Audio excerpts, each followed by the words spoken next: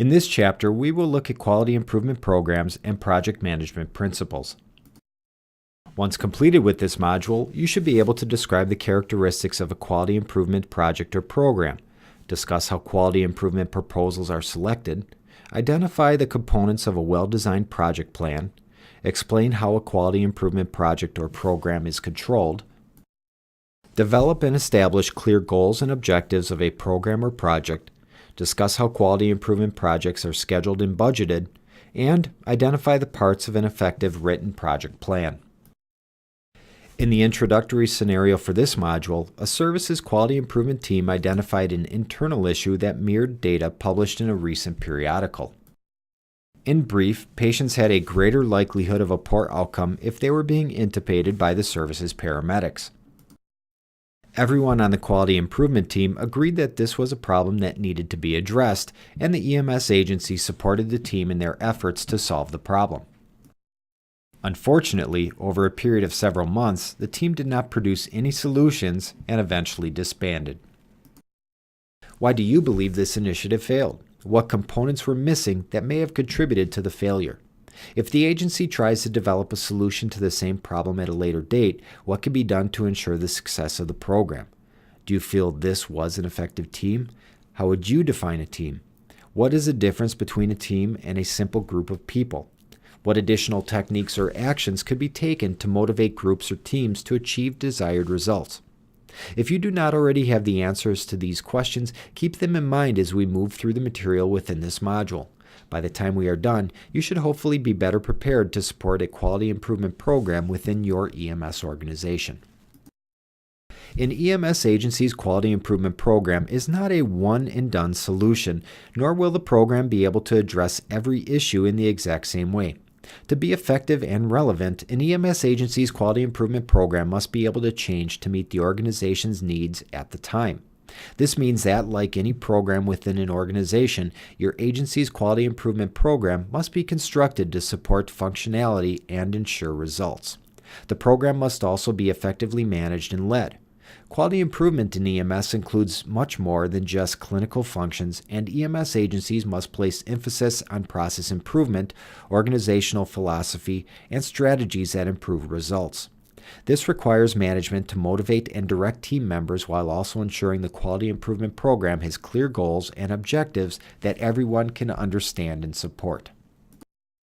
To begin, it is important for EMS agencies to have a formalized quality improvement program in place that follows protocols and procedures. Far too often, managers receive negative information and immediately feel the need to institute change or respond to the quality issue without having a full grasp of the nature and scope of the problem.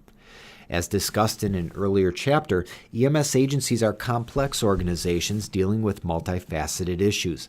The overall system is comprised of individual components, and a bad change to one component can have a cascading negative impact on other components that ultimately undermine the proper and efficient functioning of the system as a whole.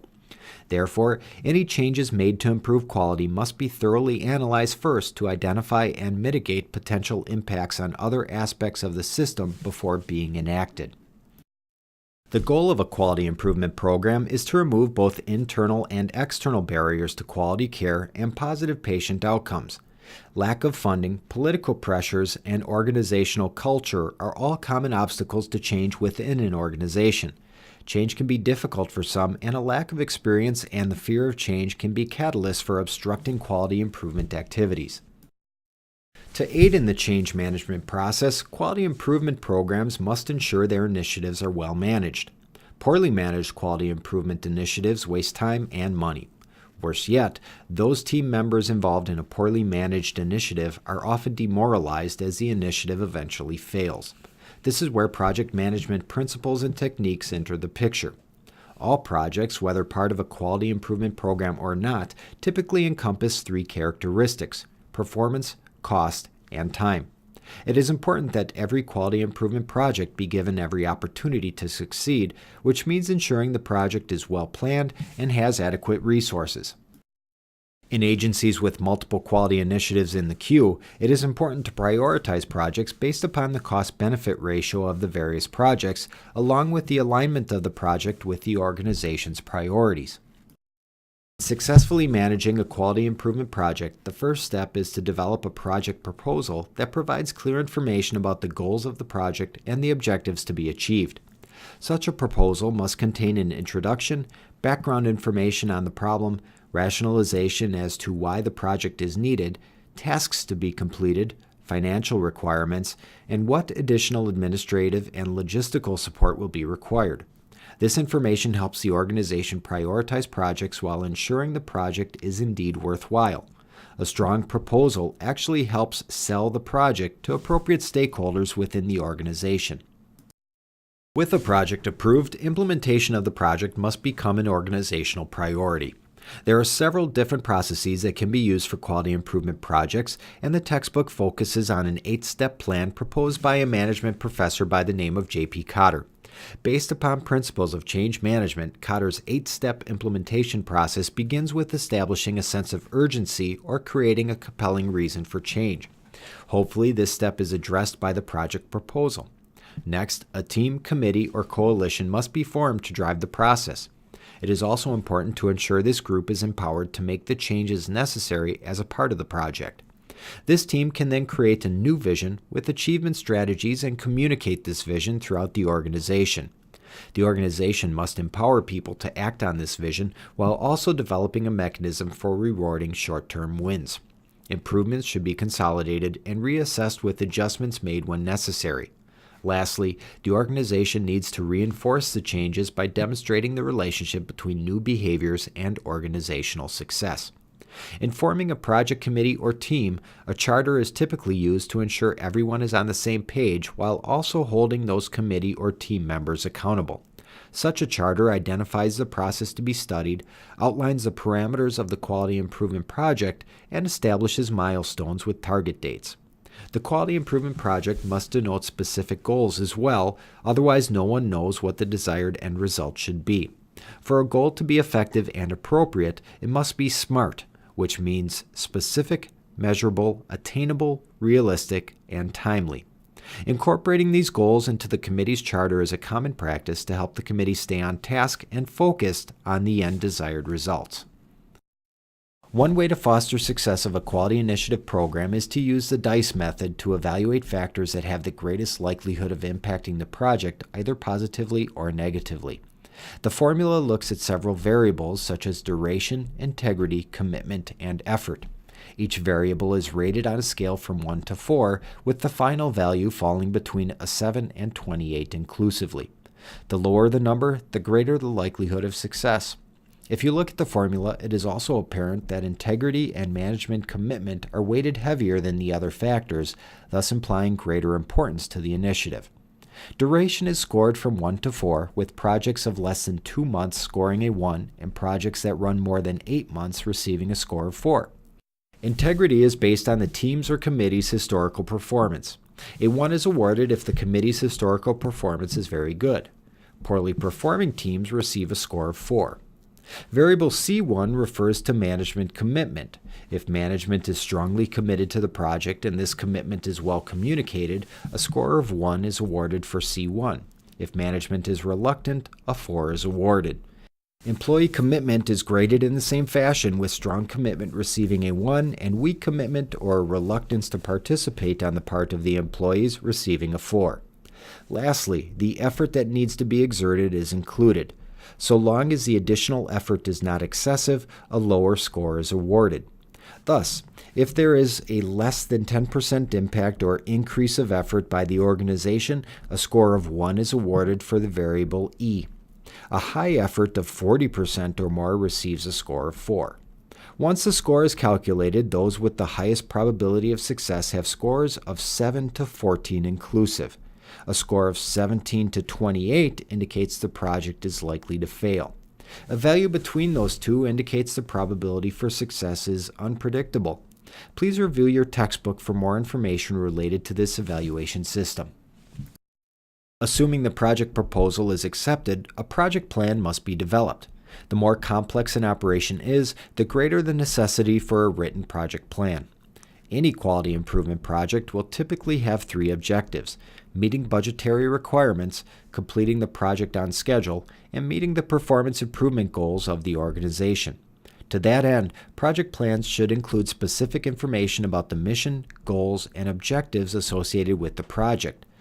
Milestones should be created from the goals, and an overall schedule should be produced for the quality improvement project. While the overall plan for the quality improvement project is important, so too is compiling an effective team or committee to run the project. Group dynamics are important for the functioning of a team, and selecting the wrong players can result in decreased effectiveness or even a failure of the project. In developing a quality improvement project team, it is important to recognize that each member of the team has a say and that each member must also develop and foster trust in the project. The team must fit into the organization, which means all team members must still identify with the organization. Participating on such a quality improvement project team should not alienate any of the team members from their positions or relationships within the organization. Generally speaking, teams must have enough members to ensure diversity of thoughts and opinions while not being too large and cumbersome. The textbook recommends quality improvement project teams comprised of 6 to 8 members. If members will need to vote on items within the meetings, an odd number, 7, may be preferred to ensure the team will not be deadlocked. Then again, some teams or committees may prefer to have unanimous support for decisions, which then makes the distinction between an even and odd number of team members irrelevant. In addition to the team members themselves, recognize as well that there may be occasions on which the team needs to assess the knowledge of subject matter experts who are not members of the team but are available to assist when necessary. It goes without saying that having motivated team members is critical to the success of the team.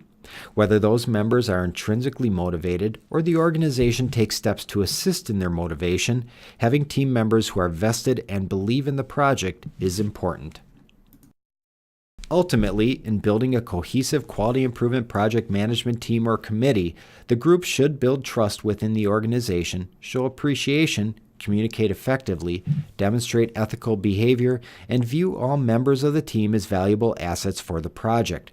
If a team member undermines any of these traits or simply fails to be a productive member of the team, he or she must be removed from the team as soon as possible, lest the team itself suffer as a result. While the goal is to ensure the team is comprised of strong, positive, and dedicated members, organizational leadership must still take an active role in coaching the team members. Coaching is somewhat different from management in that coaching focuses on human performance, whereas management involves ensuring processes are working correctly. Coaches help people and teams to develop skills. Some team members may need more help than others, but that is okay so long as the group continues to move forward as a cohesive team. Aside from simply having the wrong people participating as members of a team, there are other common causes for poor team performance. One such cause includes structural inhibitors, which are procedures, principles, or cultural elements that work against change. Additional causes of poor team performance include unclear goals, bad processes, and personnel problems.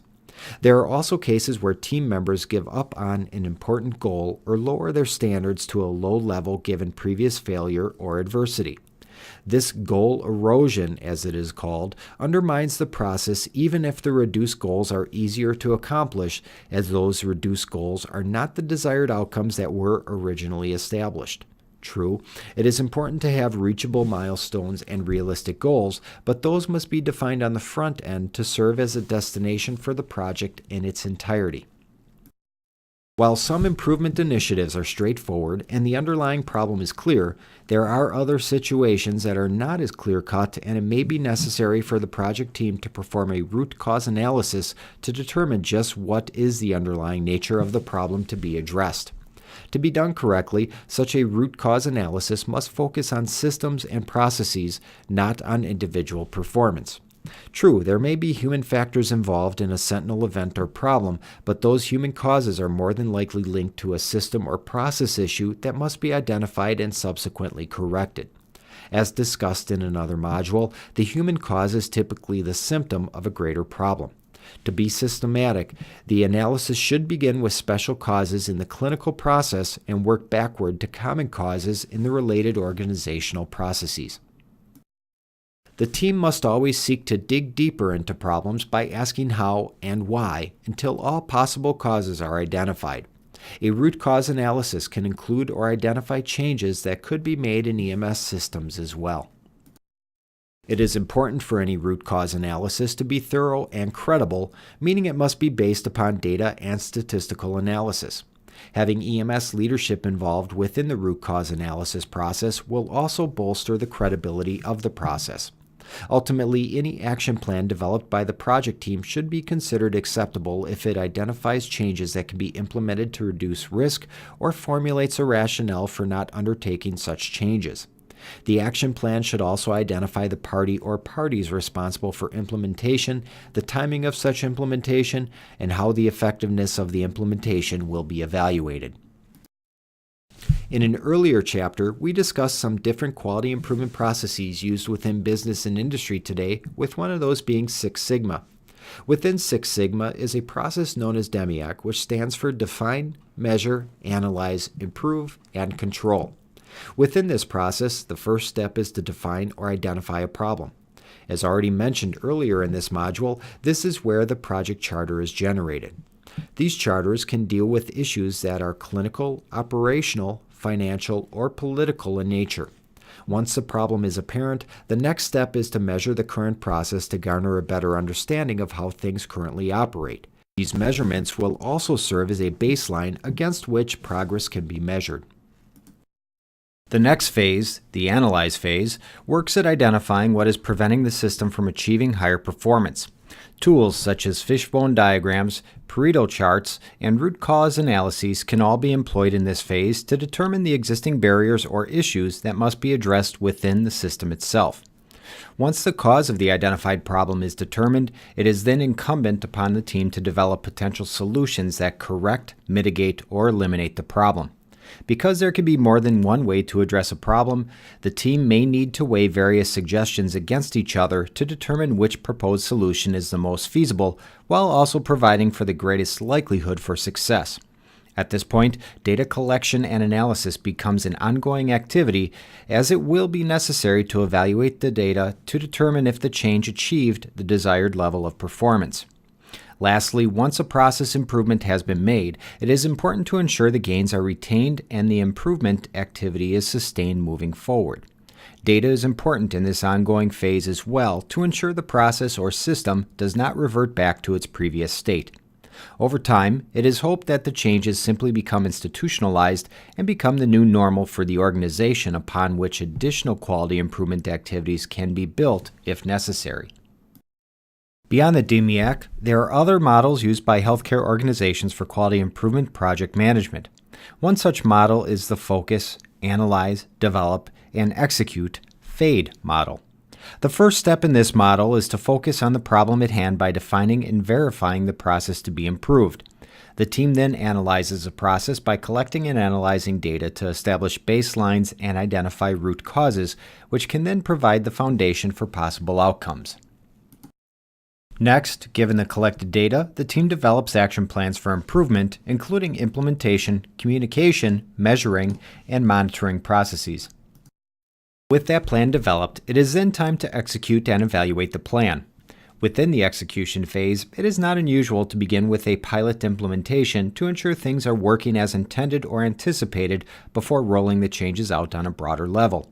Evaluating the outcomes is also important to ensure success, which means installing an ongoing measuring and monitoring system for the process in question. Regardless of what model is used for project management, it is important for the quality improvement team or committee to follow a standardized model and document every step of the way for the sake of consistency and retaining institutional knowledge related to the improvement initiative. While touched on briefly before, another important facet to consider within any quality improvement initiative is that of budgetary impact.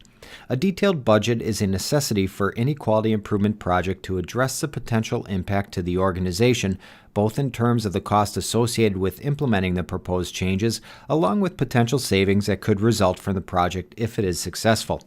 Evaluating these financial factors will assist the organization in performing a cost-benefit analysis related to the project. In aggregate, it is important that the majority of the organization's quality improvement program efforts result in a reduction of cost to the organization. Keep in mind as well that it can sometimes take time to realize the true savings associated with a quality improvement project. Implementation of a safety or prevention campaign, for instance, can result in healthcare system savings down the road or elsewhere. Those impacts are just as real and positive, but they are not necessarily immediate. A sample budget form for a quality improvement project can be found within the textbook.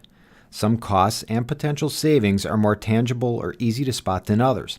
A comprehensive project proposal attempts to recognize all costs that can impact the project and potentially sway organizational decision makers.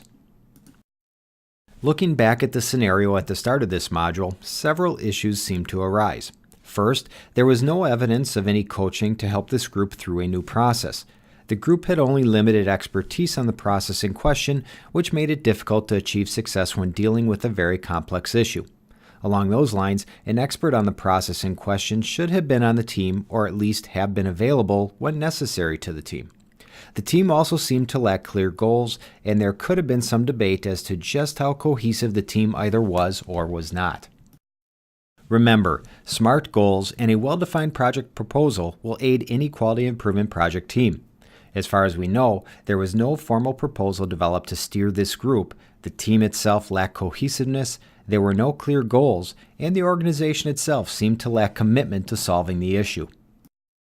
To be proactive, the EMS manager in this case should have ensured that milestones and checkpoints were defined for the project, which would have made it easier to recognize small victories and reward the team as they occurred. A PERT or Gantt chart could have been used to identify these milestones and the critical path for the project to help others visualize the overall roadmap for the project. Absent all of these elements, this initiative seemed almost doomed to fail from the start. In the end, a comprehensive quality improvement program starts with aligning the organization with a proposal for a quality improvement project. For a quality improvement program to have the greatest likelihood of success, it must have a schedule, a budget, and a team willing and authorized to develop, implement, and evaluate the project. Remember as well the importance of a solid root cause analysis. If an organization is going to invest the time, money, personnel, and other resources into fixing a problem, it is critical to ensure the right problem, the root cause of the problem, is identified.